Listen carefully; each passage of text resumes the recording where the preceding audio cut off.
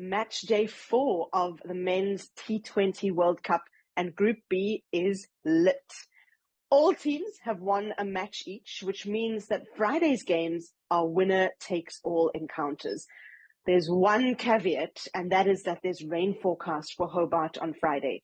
In the scenario that both matches are washed out, net run rate will come into play. At the moment, Scotland and Zimbabwe are on top of the table. Zimbabwe in a strange scenario, actually, with no net run rate after winning their first game by 31 runs and losing their second by the exact same margin.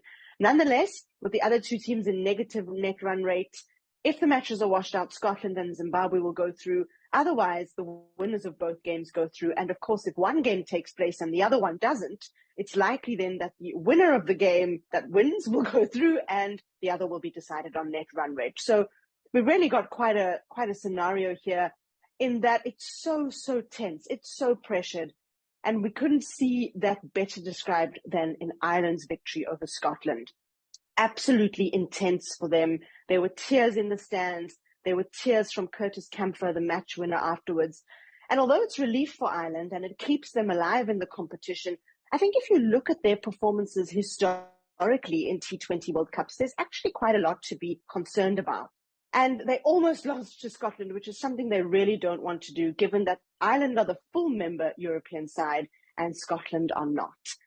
Our second takeaway comes from Zimbabwe, where Sikandar Raza has been in absolutely sensational form again. This time it was with the ball, and this time it resulted in 3 wickets for him. It was crucial because it kept West Indies from going over 170, 180, and really gave Zimbabwe a gettable total.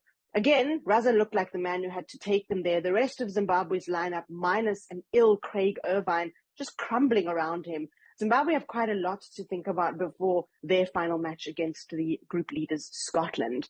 And then our final takeaway, that team West Indies, Ronak said they've got to be careful. You've got to watch West Indies, not watch out for them. But I've got to come back to that.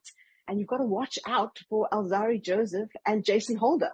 They were phenomenal against Zimbabwe, really the reason that the total wasn't chased down. And unlike the Zimbabwean attack, which is really spin-reliant, Alzarri Joseph and Jason Holder are giving West Indies strength in the seam department. And that's what Australian conditions are set to suit.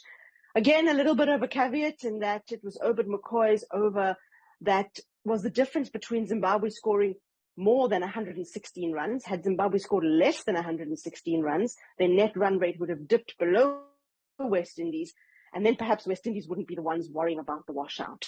So a little bit of weather, a little bit of cricket, but hopefully lots of action to come in this Group B. It's all to play for on Friday. We'll catch you then.